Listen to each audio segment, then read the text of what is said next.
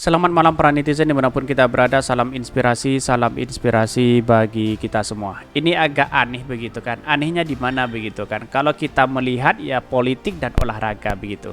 Begitu banyak orang-orang yang menolak terkait dengan adanya sepak bola yang atau timnas ya Israel ya yang akan berlaga di Indonesia begitu kan, atau rasa kemanusiaan itu sangat penting bagi kita begitu kan, dan bahkan ya kita harus tolak dengan adanya seperti ini begitu kan ya.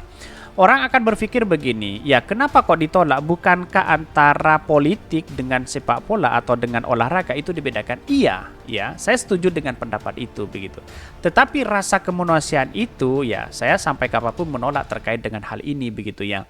Tetapi perlu diingat, orang-orang yang berbicara terkait dengan adanya sepak bola atau olahraga dengan politik itu perlu diingat. Di Indonesia itu yang namanya PSSI itu rata-rata yang menjadi ketua itu adalah di kalangan politisi begitu. Bagaimana untuk maju bangsa kita kalau ketuanya saja di kalangan politisi begitu kan ya? Bagaimana untuk memajukan bangsa kita, timnas Indonesia kalau ketuanya seorang politisi? Pasti ada sesuatu yang memang bermain di situ begitu. Maka saya sejak dulu mengatakan bahwa PSSI itu ya kalau ingin maju ya jangan di kalangan ketuanya, jangan di kalangan diisi oleh politisi begitu. Ya mantan sepak bola siapa, mantan timnas, mantan pelatih, ini kan banyak kita di Indonesia begitu kan. Kok tidak dilibatkan begitu ya? Akhirnya apa yang terjadi? Ya, ini sebuah karma luar biasa menurut saya pribadi ya. Karena sejak dulu saya sudah mengatakan tidak setuju dengan orang-orang ya politisi menjadi ketua apalagi menjadi wakil, dan bahkan kemarin sangat kacau sekali Kemenpora juga menjadi wakil bagian dari PSSI. Bayangkan begitu kan. Kok semuanya adalah double job begitu. Pak Erick Thohir double job menjadi Menteri BUMN. Mana yang diurusi kalau sudah seperti ini begitu ya. Mari kita baca terlebih dahulu komentar-komentar netizen seperti ini. Ini komentar-komentar netizen banyak sekali begitu. Media asing Indonesia bisa dicoret dari kualifikasi Piala Dunia di 2026. Ya, bisa saja begitu kan.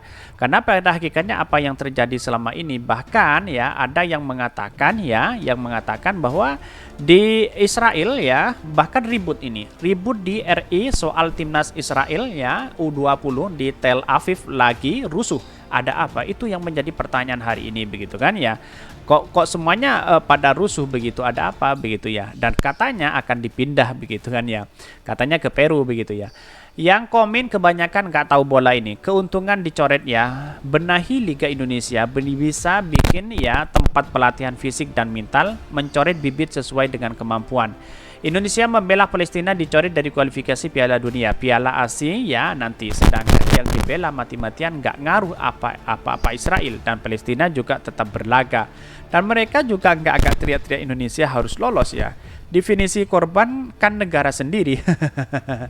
Ini tenanglah, olahraga dunia ini bukan hanya sepak bola, masih banyak cabur lain yang harus kita dukung ya, karena memang yang menjadi eksis itu adalah sepak bola kita, timnas gitu kan, yang menjadi perhatian bagaimana timnas itu bisa masuk ke Piala Dunia begitu ya.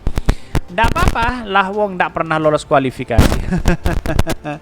Ya itu yang saya merasa gimana begitu kepada timnas Indonesia begitu kan ya saya yakin dan saya yakinnya kalau PSSI ya diganti dengan orang-orang yang bukan politisi, insya Allah akan maju. Saya kecamkan itu begitu ya. Masih banyak timnas Indonesia yang sudah pensiun, coba tarik ulang begitu kan ke PSSI begitu ya. Dia akan punya terobosan baru untuk memajukan timnas Indonesia. Ya selama dipimpin politisi ya itu aja begitu. Apalagi ya rangkap jabatan kan begitu logika kita begitu ya. Tetapi ini sangat menarik begitu kan untuk kita kaji bersama begitu ya. Seperti ini, mari kita baca terlebih dahulu beritanya seperti ini. Ini beritanya, ini agak menarik begitu. Media asing Indonesia bisa dicoret dari kualifikasi Piala Dunia di 2026. Wah, bagaimana dengan perundingan dengan FIFA begitu kan ya? Bahkan timnas Israel U20 di Tel Aviv ya rusuh lagi, ada apa begitu kan? Itu yang menjadi pertanyaan begitu ya. Dikutip dari media CNN Indonesia, media asing menyoroti ya hukuman yang bisa diterima Indonesia sebagai imbas dari pembatalan drawing ya Piala U20 2023 oleh FIFA. Salah satunya adalah media asal Amerika Serikat Associated Press (AP) yang menyebutkan PSSI berpotensi mendapat hukuman dari FIFA. Ya, bagaimana jadinya?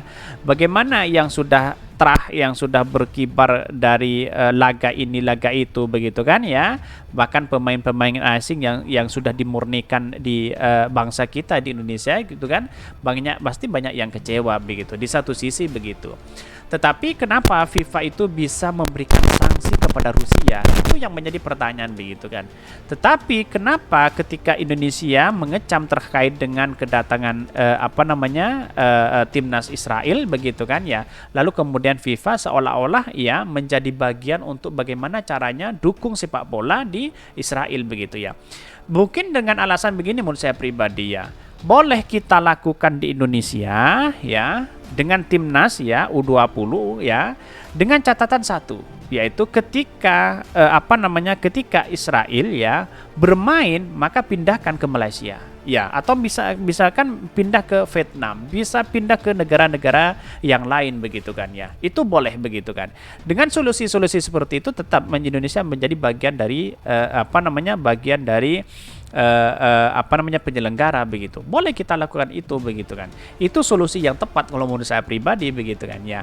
Hukuman yang bisa diterima Indonesia sebagai akibat pembatalan drawing Piala Dunia ya U20 2023 ini adalah absen di kualifikasi Piala Dunia 2006 zona Asia. Piala Dunia 2006 akan digelar di Amerika Serikat, Kanada, dan Meksiko.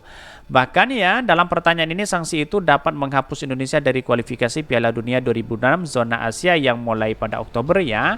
Middle East Monitor Memo ya yang fokus pada konflik Israel dan Palestina melaporkan pembatalan drawing Piala U20 2023 bisa berujung pada pencabutan status tuan rumah turnamen tersebut.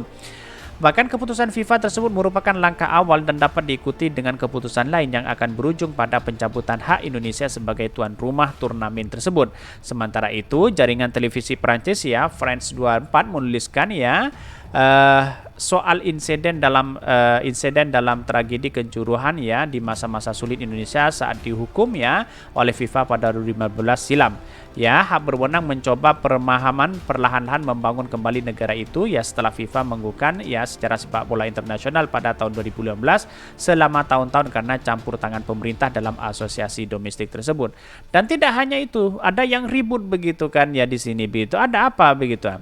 Lah, itulah yang kemudian kenapa FIFA itu bisa menghukum Rusia, sedangkan dengan adanya seperti ini, penolakan seperti ini misalnya, seperti Qatar juga begitu kan ya. Artinya ya, kalau memang ini keputusan ya, seharusnya FIFA juga legowo menerima putusan ini begitu kan ya. Karena ini soal menyangkut bukan soal turnamen atau apa, tetapi soal menyangkut kemanusiaan begitu ya. Israel menjadi sorotan karena sejumlah peristiwa kerusuhan besar ya terjadi di sejumlah kota Israel ya saat timnas U20 dari negara itu di Piala U20 ya. Dan bahkan di sini disebutkan Indonesia sejumlah pihak dan kepala daerah menyampaikan penolakan kehadiran di RI. Baru-baru ini FIFA mendadak membatalkan drawing grup U20 di Bali usai ribut penolakan partisipasi Israel ya. Kalau saya seperti itu caranya begitu. Ya pindahkan aja Israel ketika bermain ya pindahkan ke Indonesia, ke Vietnam dan sebagainya. Tetapi tetap rumah ya, tuan rumahnya adalah Indonesia. Kan begitu logika begitu sederhana kita ya kalau bisa diambil dengan seperti itu ya Pak Erick Thohir ya bisa sebagai alternatif itu begitu. Tetapi kalau masih ditunda misalnya ke negara apa, ke Peru dan sebagainya, wah ini gagal. Sudah seperti ini PSSI sudah gagal begitu ya. Apalagi Kemenpora begitu ya.